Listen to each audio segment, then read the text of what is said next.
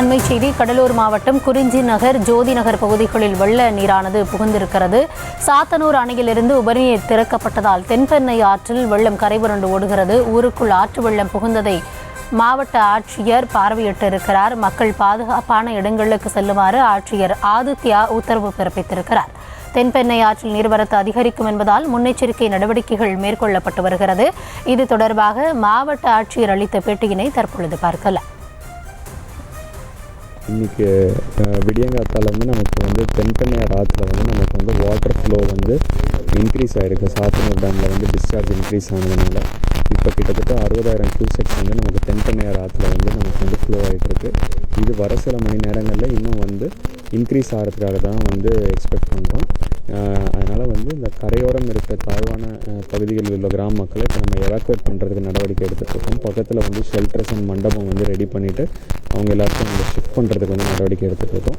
பொதுமக்கள்கிட்ட கேட்டுக்கிறது, இந்த தென்பெண்ணையார் ஆற்றில் ஒட்டி இருக்கிற லோலைங் ஏரியாஸில் இருக்கிறவங்க கொஞ்சம் கோஆப்ரேட் டிஸ்ட்ரிக்ட் அட்மினிஸ்ட்ரேஷனோட கோஆப்ரேட் பண்ணி ஷெல்டர்ஸ்க்கு ஷிஃப்ட் பண்ண மாதிரி கேட்டுக்கொள்கிறேன். யாரும் ரிஸ்க் எடுத்துகிட்டு வீட்டில் இருக்க வேண்டாம். டிஸ்ட்ரிக்ட் அட்மினிஸ்ட்ரேஷனை கோஆர்டினேட் பண்ணி இமீடியட்டாக பக்கத்தில் இருக்க ஷெல்டருக்கு ஷிஃப்ட் பண்ண மாதிரி தான் கேட்டுக்கிறேன். இந்த டைம் முன்னெச்சரிக்கை நடவடிக்கை எடுக்காமல் கடைசி நேரத்தில் அறிவுறுத்தல் வழங்கியதாக மக்கள் புகார் தெரிவித்திருக்கிறார்கள். மக்கள் கூறுவது என்ன பார்க்கலாம். தெரியும், ஒரு 5 மணிக்கு தான் தெரியும். ஆனா இவ்வளவெல்லாம் கேர்லெஸ்ஸா அந்த ஜனங்களை இவ்வளோ அப்படி அலைய விட்டுக்கணும் இப்படிலாம் போறதெல்லாம் தப்புங்க. ஒரு தடவை பாக்குறோமா, இன்னொரு தடவை எச்சரிக்கை அதெல்லாம் ஜனங்களை நம்ம உஷார்படுத்தணுங்க. 3 மணிக்கு மேல கலெக்டர் ஆர்டர் கொடுத்துருக்காரு, இந்த மாதிரி தண்ணி வருது அப்படின்னு சொல்லிட்டு. என்ன பண்றது, இந்த மாதிரி ராத்திரிலையும் பகல்லையும் இந்த பூச்சி போட்டு கிடக்குற நேரத்துல இந்த ஜனங்க இறங்கி இப்படிலாம் லோனு போடுவாங்க. இதுக்கு ஒரு முடிவே தீர்வே பார்க்கவே மாட்டுறாங்க இந்த கலெக்டருங்கெல்லாம்.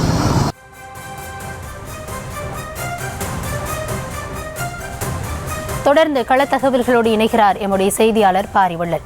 பாரிவள்ளல், வணக்கம். தொடர்ந்து கடலூர் மாவட்டத்தில் கனமழையானது கொட்டி தீர்த்து வருகிறது. தற்பொழுது மக்கள் செய்வதறியாது கடைசி நேரத்தில் இது போன்று சொன்னா என்ன செய்வது அப்படின்ற நிலை தடுமாறி நிற்கிறார்கள். என்ன கள சூழலாக இருக்கிறது? இந்த பெஞ்சல் புயல் காரணமாக ஏற்கனவே கடலூர் மாவட்டம் முழுவதுமே வெள்ளக்காடாக காட்சியளிக்கிறது. இந்நிலையில பாத்தீங்கன்னா திருவண்ணாமலை சாத்தனூர் அணையிலிருந்து உபரி நீர், அதாவது 1.5 லட்சம் கன அடி தண்ணீரானது இப்ப தற்சமயம் வெளியேற்றப்பட்டுள்ளதாக தகவல் கிடைச்சிருக்கு. அந்த அடிப்படையில் பாத்தீங்கன்னா இப்ப தென்பெண்ணை ஆற்றில் வெள்ளப்பெருக்கு ஏற்பட்டிருக்கு. இந்த வெள்ளப்பெருக்கு ஏற்பட்ட பகுதி பாத்தீங்கன்னா இப்ப குறிப்பா பாத்தீங்கன்னா ஜோதி நகர், நடேச நகர், குமரன் நகர் உள்ளிட்ட நகர்கள்ல பாத்தீங்கன்னா வெள்ள நீரானது சூழ்ந்துள்ள காட்சியை பார்க்கிறோம். இப்ப நம்ம பார்த்துட்டு இருக்கிற பகுதி ஸ்ரீராம் நகர் என்ற பகுதி. அந்த பகுதியில பாத்தீங்கன்னா பொதுமக்கள் அந்த வெள்ளத்து நீர்ல இருந்து தங்களது இல்லங்கள்ல இருந்து வெளியே வரக்கூடிய காட்சியை தான் இப்ப நம்ம பார்த்துட்டு இருக்கோம். இடுப்பளவு தண்ணி இந்த பகுதிகள்லாம் சூழ்ந்து இருக்கிறதுனால அவங்க அந்த உள்ளே குடியிருப்பு பகுதியில உள்ள இருக்க முடியாத ஒரு சூழ்நிலை தான் இருக்கு. அது மட்டும் இல்லாம மாவட்ட நிர்வாகம் சார்பில் இந்த பகுதிகள்லாம் வெள்ள நீர் வருவதுன்றது சற்று காலதாமதமாக அறிவிச்சிருக்கிறதா பொதுமக்கள் கருத்து சொல்றாங்க. அது மட்டும் இல்லாம இந்த பகுதி மட்டும் இல்லாம கிட்டத்தட்ட இந்த பகுதியில மட்டும் 600க்கும் மேற்பட்ட குடியிருப்பு பகுதி இருக்கு. இந்த குடியிருப்பு பகுதியில் தண்ணி அதிகமா சூழ்ந்து இருக்குது. இடுப்பு அளவுல வரக்கூடிய காட்சி தான் இப்ப ஒதிப்பதிவாறு மணிகண்டன் நம்மளுக்கு காமிச்சிட்டு இருக்காங்க. அது மட்டும் இல்லாம மீனவ கிராமங்கள், அதாவது ராகங்குடா மீனவ கிராமம், அப்புறம் தேவனாம்பட்டினம் உள்ளிட்ட பகுதியில் வெள்ளப்பெருக்காக அந்த மீனவர்களையும் இப்போ வெள்ள நீராக சூழ்ந்து இருக்கிறதா அங்கிருந்து தகவல் வருது. இந்த ஆற்று கரையோரம், தென்பெண்ணை ஆற்று கரையோரம் பாத்தீங்கன்னா ஏகப்பட்ட கிராம பகுதிகள் அதிகமா இருக்கு. இந்த கிராமப்புறத்துல இருக்கிறவங்க எல்லாம் மாவட்ட நிர்வாகம் சார்பில் இப்ப மாவட்ட ஆட்சியர் வேண்டுகோளா எடுத்திருக்கணும்னா, நீர்நிலையில அதிகமா தண்ணி வெளியேறதுனால யாரும் அந்த பகுதிக்கு சென்று வேடிக்கை பார்க்க வேணாம். தங்கள் குடியிருப்பு வெள்ள நீர் சூழ்ந்ததுன்னா அவங்களாம் பாதுகாப்பாக மாவட்ட நிர்வாகம் சார்பில் செய்யப்பட்டுள்ள அந்த தங்கு பகுதியில தங்கணும்னு சொல்லிட்டு அவங்க சொல்லியிருக்காங்க. அது மட்டும் இல்லாம அவர்களுக்கு உணவு அனைத்தும் ஏற்பாடு செய்யப்பட்டிருப்பதாக அவர்கள் மாவட்ட ஆட்சியர் சொல்லியிருக்காரு. இப்ப நம்ம பாத்தீங்கன்னா அந்த வெள்ளப்பெருக்கு ஏற்பட்டு வெளியே வரக்கூடிய ஒரு குடும்பமே வெளியே வந்துட்டு இருக்காங்க. பாத்தீங்கன்னாலே தெரியும் எந்த அளவுக்கு தண்ணி வருதுன்னு பாத்தீங்கன்னா தெரியும். இந்த பகுதியிலிருந்து அவங்க வெளியே வராங்க. மாவட்ட நிர்வாகம் சார்பில் என்ன மாதிரியான நடவடிக்கை எடுத்திருக்காங்கன்னு அப்ப வர்ற அவங்களே கேட்டு பார்த்தீங்கன்னா கூட அவங்க பப்ளிக் சொல்றதை நம்ம பார்க்க முடியும். இந்த வெள்ளப்பெருக்கு ஏற்பட்டிருக்கு இந்த பகுதியில இப்ப எத்தனை மணி நேரமா அந்த வெள்ளப்பெருக்கு ஏற்பட்டிருக்கு, நீங்க எப்படி வெளியே வந்துட்டு இருக்கீங்க?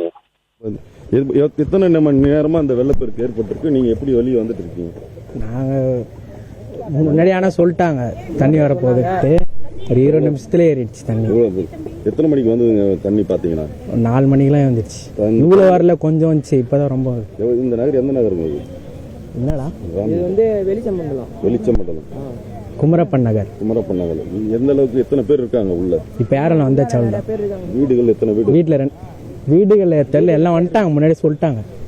குறிப்பாக பார்த்தீங்கன்னா கௌதமி, அவங்க சொல்கிறத பார்த்தீங்கன்னா இந்த பகுதியில் மாவட்ட நிர்வாகம் சொல்லியிருந்தாலும் இந்த பகுதியில் இடுப்பளவு எங்களுடைய குடியிருப்பு பகுதியெல்லாம் சொல்லியிருக்கிறதுனால வீடுகளுக்குள்ள பொருட்களை எதையும் எடுக்க முடியல. அதாவது குறிப்பாக பார்த்தீங்கன்னா கட்டில், பீரோ, ஃப்ரிட்ஜு எல்லாமே வந்து டிவி எல்லாமே வந்து உள்ளத்தை மாட்டிக்கிட்டு இருக்கிறதாகவும் அதை மீட்பதற்கான நடவடிக்கையே எங்களுக்கு அதை துரித நடவடிக்கை எடுக்கிறது எங்களால் முடியல. ஏன்னா திடீர்னு இந்த வெள்ளமானது உள்ள ஊருக்குள்ளே வந்ததுனால நாங்கள் மிகவும் சிரமப்படுவதாக அவங்க கருத்து தெரிவிச்சிருக்காங்க கௌதமி.